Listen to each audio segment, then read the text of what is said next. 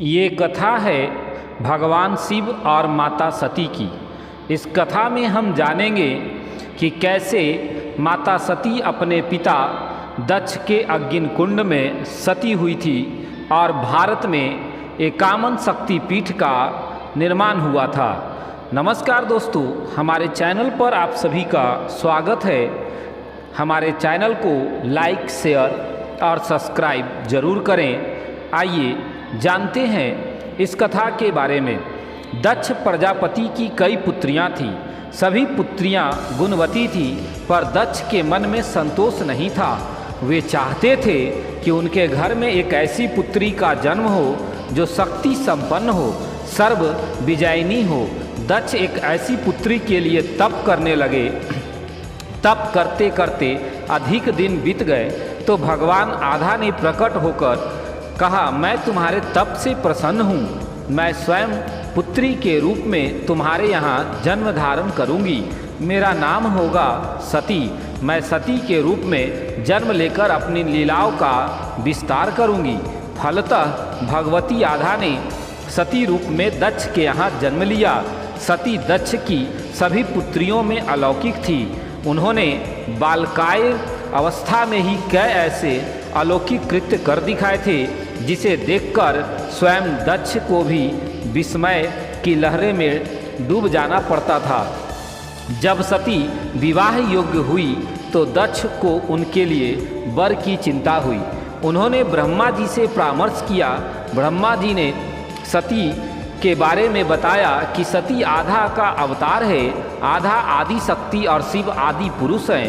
अतः सती का विवाह के लिए शिव ही योग्य और उचित वर हैं। दक्ष ने ब्रह्मा जी का बात मानकर सती का विवाह भगवान शिव के साथ कर दिया।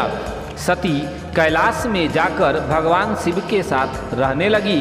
यद्यपि भगवान शिव के दक्ष के जमते थे, किंतु एक ऐसी घटना घटी जिसके कारण दक्ष के हृदय में भगवान शिव के प्रति बैर और विरोध पैदा हो गया। घटना इस प्रकार थी कि एक बार ब्रह्मा ने धर्म का निरूपण के लिए एक सभा का आयोजन किया था। सभी बड़े बड़े देवता सभा में एकत्रित थे। भगवान शिव भी एक ओर बैठे थे। सभा मंडल में दक्ष का आगमन हुआ। दक्ष के आगमन पर सभी देवता उठकर खड़े हो गए, पर भगवान शिव खड़े नहीं हुए। उन्होंने दक्ष को प्रणाम भी नहीं किया। फलतः दक्ष ने अपमान का अनुभव किया। केवल यही नहीं, उनके हृदय में भगवान शिव के प्रति ईर्ष्या की आग जल उठी। वे उनसे बदला लेने के लिए समय और अवसर की प्रतीक्षा करने लगे। भगवान शिव को किसी का मान और किसी के अपमान से क्या मतलब? वे तो समदर्शी हैं। उन्हें तो चारों ओर अमृत दिखाई पड़ता है। जहाँ अमृत होता है वहाँ कड़वाहट और कैसेलेपन का क्या काम? भगवान शिव कैलाश में दिन रात राम राम राम कहा करते थे। सती के मन में जिज्ञासा उत्पन्न हो उठी। उन्होंने अवसर पाकर भगवान शिव से प्रश्न किया कि आप राम राम क्यों कहते हैं? राम कौन हैं? भगवान शिव ने उत्तर दिया, राम आदि पुरुष हैं, स्वयंभू हैं, मेरे आराध्य हैं, सगुण भी हैं, निर्गुण भी हैं। किंतु सती के कंठ के नीचे यह बात नहीं उतरी। वो सोचने लगी, अयोध्या के नृपति दशरथ के पुत्र राम आदि पुरुष के अवतार कैसे हो सकते हैं? वे तो आजकल अपनी पत्नी सीता के वियोग में दंडक वन में उन्मादों के भांति विचरण कर रहे हैं। वृक्ष और लताओं से उनका पता पूछते फिर रहे हैं। यदि वो आदि पुरुष के अवतार होते तो क्या इस प्रकार आचरण करते? सती के मन में राम की परीक्षा लेने का विचार उत्पन्न हुआ।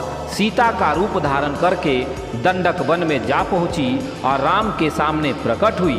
भगवान राम ने सती को सीता के रूप में देखकर कहा, माता आप एकाकी यहाँ वन में कहाँ घूम रही हैं? बाबा विश्वनाथ कहाँ हैं? राम का प्रश्न सुनकर सती कुछ उत्तर देने में असमर्थ रही। वे अदृश्य हो गई और मन ही मन पश्चाताप करने लगी कि उन्होंने व्यर्थ ही राम पर संदेह किया। राम सचमुच आदि पुरुष के अवतार हैं। सती जब लौटकर कैलाश गई तो भगवान शिव ने उन्हें आते देख कहा, सती, तुमने सीता के रूप में राम की परीक्षा लेकर अच्छा नहीं किया। सीता मेरी आराध्या है, अब तुम मेरी अर्धांगिनी कैसे रह सकती हो? इस जन्म में हम और तुम पति और पत्नी के रूप में नहीं मिल सकते। शिव जी का कथन सुनकर सती अत्यधिक दुखी हुई, पर अब क्या हो सकता था? शिव जी के मुख से निकली हुई बात असत्य कैसे हो सकती थी? शिव जी समाधि अस्त हो गए। सती दुख और पश्चाताप की लहरों में उतरने लगी। उन्हीं दिनों सती के पिता कनखल में बहुत बड़ा यज्ञ कर रहे थे।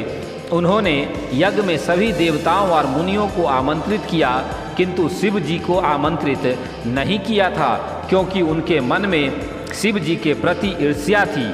सती को जब यह ज्ञात हुआ कि उनके पिता ने बहुत बड़े यज्ञ की रचना की है, तो उनका मन यज्ञ के समारोह में सम्मिलित होने के लिए बेचैन हो उठा। शिव जी समाधिस्थ थे, अतः वे शिव जी से अनुमति लिए बिना ही वीरभद्र के साथ अपने पिता के घर चली गई। कहीं कहीं सती के पितृगृह जाने की घटना का वर्णन दूसरे रूप में भी मिलता है। आइए जानते हैं। एक बार सती और शिव कैलाश पर्वत पर बैठे हुए परस्पर वार्तालाप कर रहे थे। उसी समय आकाश मार्ग से कई विमान कनखल की ओर जाते हुए दिखाई पड़े।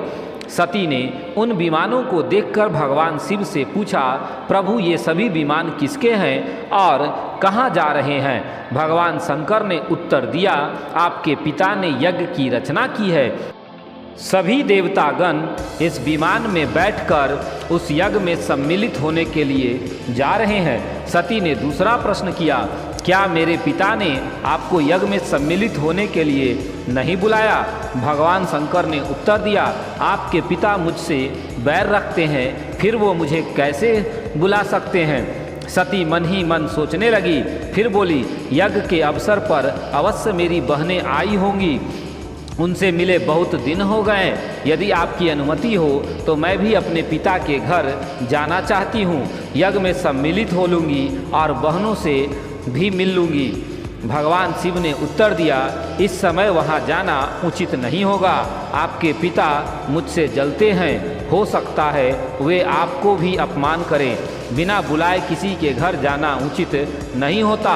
भगवान शिव ने फिर कहा, विवाहिता लड़की को बिना बुलाए पिता के घर नहीं जाना चाहिए, क्योंकि विवाह हो जाने पर लड़की अपने पति का हो जाती है, पिता के घर से उसका संबंध टूट जाता है। किंतु सती पीहर जाने के लिए हट करती रही, अपनी बात बार बार दोहराती रही। उनकी इच्छा देखकर भगवान शिव ने पीहर जाने की अनुमति दे दी। उनके साथ अपना एक गण भी भेज दिया, जिसका नाम था वीरभद्र। सती वीरभद्र के साथ अपने पिता के घर गई, किंतु उनसे किसी ने भी प्रेम पूर्वक वार्तालाप नहीं किया। दक्ष ने उन्हें देखकर कहा, तुम क्या यहाँ मेरा अपमान करने आई हो? अपनी बहनों को तो देखो, वो किस प्रकार भांति भांति के अलंकारों और सुंदर वस्त्र से सुसज्जित है। तुम्हारे शरीर पर मात्र बांध बर है। तुम्हारा पति शमशानवासी और भूतों का नायक है, वह तुम्हें बांधवार छोड़कर और पहना ही क्या सकता है। दक्ष के कथन से सती के हृदय में पश्चाताप का सागर उमड़ पड़ा। वे सोचने लगी कि उन्होंने यहाँ आकर अच्छा नहीं किया। भगवान ठीक ही कह रहे थे, बिना बुलाए पिता के घर कभी भी नहीं जाना चाहिए। पर अब क्या हो सकता है, अब तो मैं आ गई हूँ। पिता के कटु और अपमानजनक शब्द सुनकर सती मौन रही। वे उस यज्ञ मंडल में गई जहाँ सभी देवता और ऋषि मुनि बैठे थे, तथा यज्ञ कुंड में धू धू करती जलती हुई अग्नि में आहुतियाँ डाली जा रही थी। सती ने यज्ञ मंडप में सभी देवताओं के तो भाग देखे, किंतु भगवान शिव का भाग नहीं देखा। वे भगवान शिव का भाग न देखकर अपने पिता से बोली, पितृश्रेष्ठ, यज्ञ में तो सबके भाग दिखाई पड़ रहे हैं, किंतु कैलाशपति का भाग नहीं है। आपने उनका भाग क्यों नहीं दिया? दक्ष ने गर्व से उत्तर दिया, मैं तुम्हारे पति कैलाश को देवता नहीं समझता। वह तो भूतों का स्वामी, नर्म रहने वाला और हड्डियों की माला धारण करने वाला है। वह देवताओं की पंक्तियों में बैठने योग्य नहीं है। उसे कौन भाग देगा। सती के नेत्र लाल हो उठे, उनकी भौहें कुटिल हो गई, उनका मुखमंडल प्रलय के सूर्य की भांति तेजोदीप्त हो उठा। उन्होंने पीड़ा से तिलमिलाते हुए कहा, ओह, मैं इन शब्दों को कैसे सुन रही हूँ। मुझे धिक्कार है देवताओं, तुम्हें भी धिक्कार है। तुम भी उन कैलाशपतियों पति के लिए इन शब्द को कैसे सुन रहे हो, जो मंगल के प्रतीक हैं और जो क्षण मात्र में संपूर्ण सृष्टि को नष्ट करने की शक्ति रखते हैं। वे मेरे स्वामी हैं। नारी के लिए उसका पति ही स्वर्ग होता है। जो नारी अपने पति के लिए अपमानजनक शब्दों को सुनती है, उसे नरक में जाना पड़ता है। पृथ्वी सुनो, आकाश सुनो और देवताओं तुम भी सुनो। मेरे पिता ने मेरे स्वामी का अपमान किया है। मैं अब एक क्षण भी जीवित रहना नहीं चाहती। सती अपने कथन को समाप्त करती हुई यज्ञ कुंड में कूद पड़ी। जलती हुई आहुतियों के साथ उनका शरीर भी जलने लगा। यज्ञ मंडप में खलबली पैदा हो गई, हाहाकार मच गया। देवता उठकर खड़े हो गए। वीरभद्र क्रोध से कांप उठे। वे उछल उछल कर यज्ञ का विध्वंस करने लगे। यज्ञ मंडप में भगदड़ मच गई। देवताओं और ऋषि मुनि भाग खड़े हुए। वीरभद्र ने देखते ही देखते दक्ष का मस्तक काटकर फेंक दिया। समाचार भगवान शिव के कान में पड़ी। वे प्रचंड आंधी के भांति कनखल जा पहुँचे। सती के जले हुए शरीर को देखकर भगवान शिव ने अपने आप को भूल गए। सती के प्रेम और उनकी भक्ति ने शंकर के मन को व्याकुल कर दिया। उन शंकर के मन को व्याकुल कर दिया जिन्होंने काम पर भी विजय प्राप्त की थी और जो सारी सृष्टि को नष्ट करने की क्षमता रखते थे। वे सती जो प्रेम में खो गए, बेसुध हो गए। भगवान शिव ने उन्मत्त की भांति सती के जले हुए शरीर को कंधे पर रख लिया। वे सभी दिशाओं में भ्रमण करने लगे। शिव और सती के इस अलौकिक प्रेम को देखकर पृथ्वी रुक गई, हवा रुक गई, जल का प्रवाह ठहर गया और रुक गई देवताओं की सांसें। सृष्टि व्याकुल हो उठी। सृष्टि के प्राणी पुकारने लगे, त्राही माम, त्राही माम। भयानक संकट उपस्थित देख सृष्टि के पालक भगवान विष्णु आगे बढ़े। वे भगवान शिव के बेसुद्धि में अपने चक्र से सती के एक एक अंग काट काट कर गिराने लगे। धरती पर 51 स्थानों पर सती का अंग कट कट कर गिरे। जब सती के सारे अंग कट कर गिर गए तो भगवान शिव पुनः अपने आप में आए। जब वे अपने आप में आए तो पुनः सृष्टि के सारे कार्य चलने लगे। धरती पर जिन 51 स्थानों में सती का अंग कटकर गिरे थे, वही स्थान आज शक्ति पीठ स्थान माने जाते हैं। आज भी उन स्थानों में सती का पूजन होता है, उपासना होती है। धन्य था शिव और सती का प्रेम। शिव और सती के प्रेम ने उन्हें अमर बना दिया, वंदनीय बना दिया। दोस्तों, कहानी शेयर जरूर करें।